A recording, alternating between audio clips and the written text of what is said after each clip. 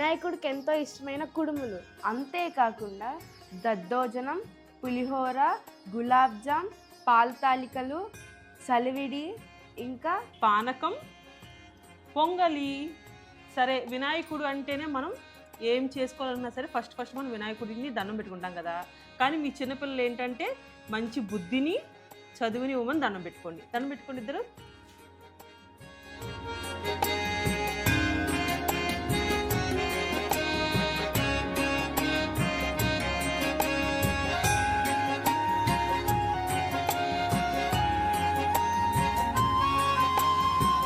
Shatamanam silks తరపున మీకు మీ కుటుంబ సభ్యులందరికీ వినాయక చవితి శుభాకాంక్షలు.